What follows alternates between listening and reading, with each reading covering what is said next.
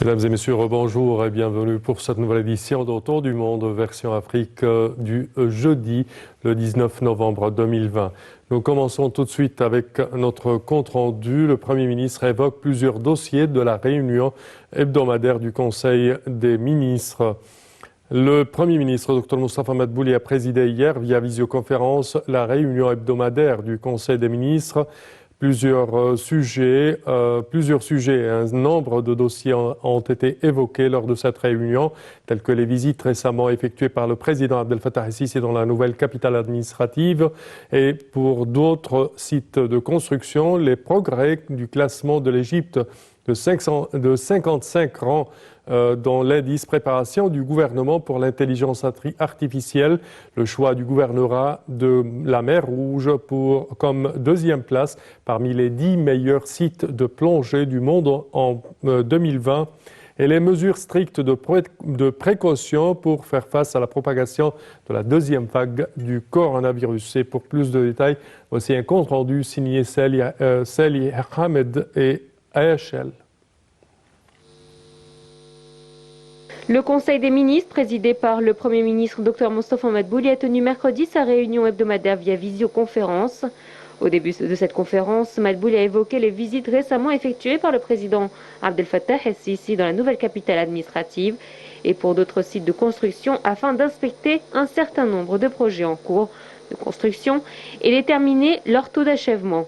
Madbouli a souligné que ces visites ont laissé une impression très positive envers les citoyens de ce qui se passe dans le pays en termes de développement global dans divers secteurs et il a également souligné l'ampleur de la grande réalisation de la mise en œuvre des projets nationaux à la fois modernes et de haute qualité.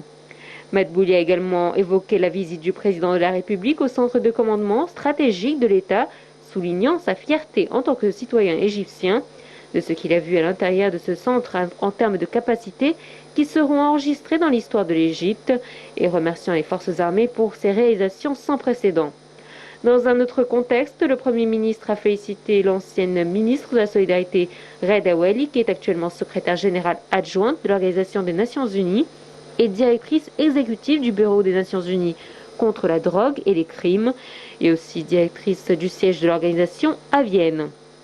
Madbouli a félicité Madame Ouali pour avoir reçu un honneur de l'un des principaux journaux autrichiens, étant la première femme présidant ce poste et pour sa performance exceptionnelle depuis sa prise de responsabilité, soulignant que la prise en charge par un fonctionnaire égyptien des tâches de ce poste élevé est une source de fierté pour tous les Égyptiens.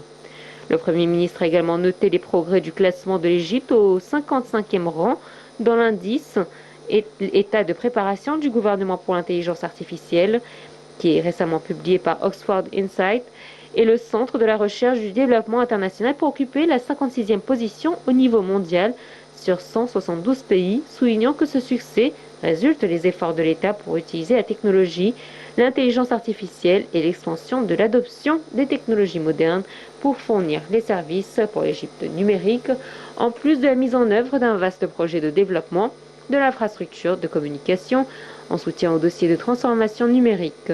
Également au cours de la réunion, le Premier ministre a indiqué que le magazine britannique de plongée international Dive Magazine a choisi le gouvernorat de la mer Rouge comme deuxième place parmi les 10 meilleurs sites de plongée au monde pour l'année 2020. Et en ce qui concerne la situation concernant le coronavirus, Dr Madbouli a réitéré la nécessité pour les citoyens d'appliquer toutes les mesures de prévention pour faire face à la propagation de ce virus, soulignant la nécessité pour les différentes autorités concernées d'appliquer strictement ces mesures dans différents sites de travail et de production à la lumière de ce que nous avons récemment assisté à une augmentation du nombre d'infections. Dr Madbouli a averti que la deuxième vague de propagation du virus, qui a frappé plusieurs pays dans le monde, sont plus dangereuses que la première vague. Par conséquent, des efforts doivent être faits pour éviter de tomber dans cette courbe dangereuse. Le Premier ministre a ordonné aux différents ministères de prendre les mesures qu'ils jugent appropriées en fonction des conditions et de la nature de leur travail pour réduire le nombre de personnel sur les lieux de travail et donner la priorité aux travailleurs atteints de maladies chroniques à condition que chaque ministère ou organisme gouvernemental ait une totale liberté et flexibilité pour déterminer les chiffres en fonction de ce que les conditions de travail exigent et d'une manière qui n'affecte pas les services fournis aux citoyens. Et pour plus de lumière sur ce sujet, mesdames et messieurs, nous avons le plaisir d'accueillir au bout du fil Dr Raouf Ghaffar, qui est analyste politique. Bonjour, Dr Raouf. Bonjour.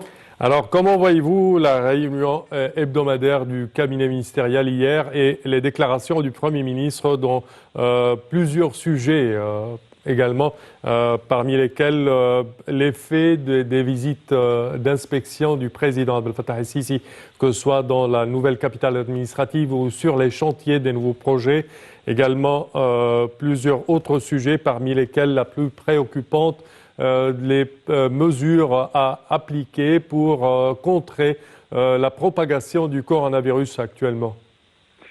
Oui, justement, c'était une réunion ministérielle très chargée. Ils ont discuté tellement de projets et tellement de sujets, je veux dire. Oui. Et entre autres, comme vous l'avez dit, c'était les derniers tours que le président a effectués dans la nouvelle capitale administrative, Oui. et les différentes visites qu'il a effectuées. Et entre autres, comme vous avez encore dit, c'est qu'ils ont discuté un peu disons, les mesures de précaution à propos de la seconde vague du coronavirus. Et il a demandé que les mesures soient appliquées très strictement. Et si jamais quelqu'un ne conforme pas, il y a des pénalités.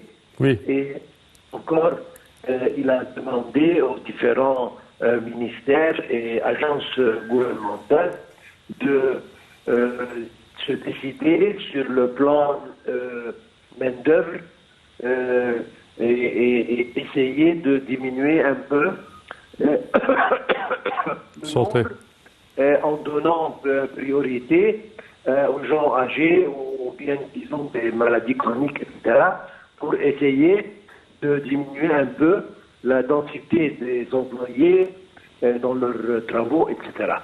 Et étant donné qu'il a prévenu que la seconde vague est peut-être encore plus sérieuse que la première, et Oui. il faut être complètement prêt. D'autre part, il a assisté à des signatures de protocoles sur le plan commerce interne, etc. Comme vous l'avez dit, c'était une réunion assez chargée, avec beaucoup de sujets, et justement, il a parlé encore justement d'un paquet disons, De mesures à entreprendre. de mesures, exactement. Nous savions que le gouvernement, sous le directive du président, a alloué 100 milliards pour justement essayer de confronter et soulager les messieurs, Oui. les Égyptiens, je veux dire, contre le coronavirus. Il a demandé que ça se répète et que cette somme augmente pour justement essayer de donner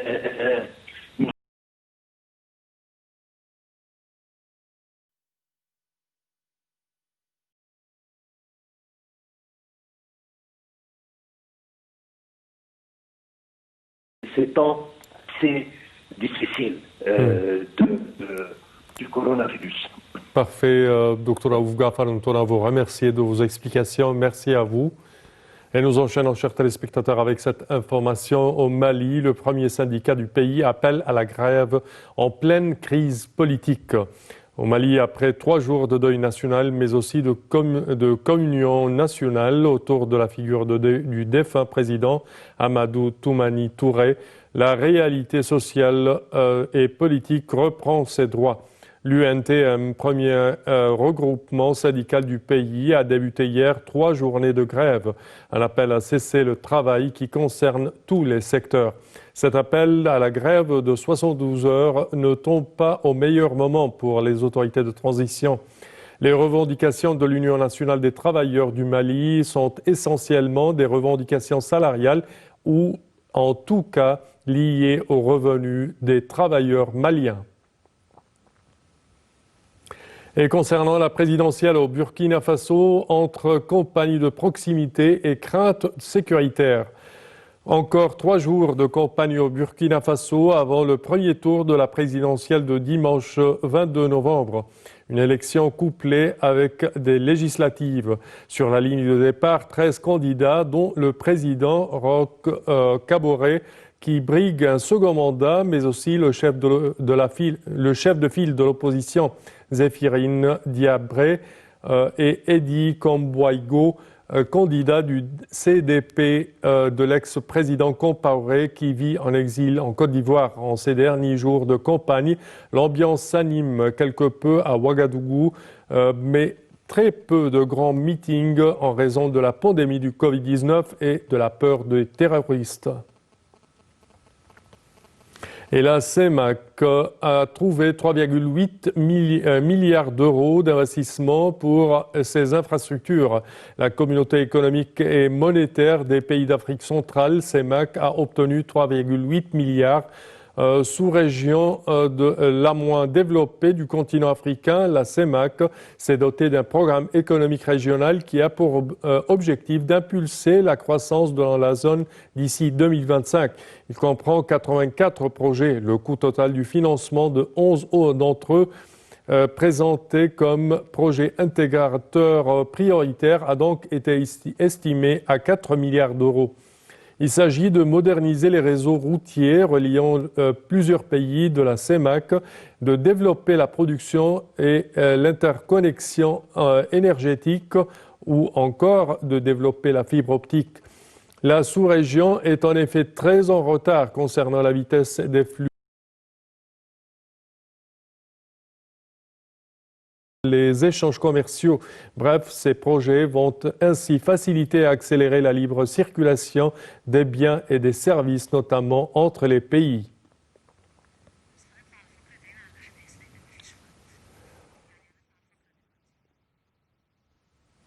Et à présent, on jette un petit regard sur le monde.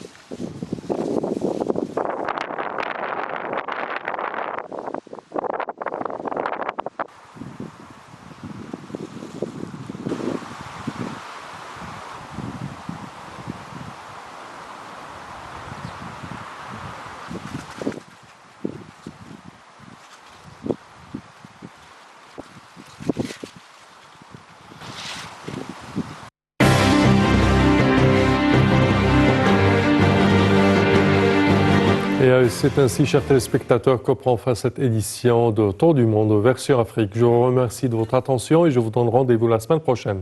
Merci à vous.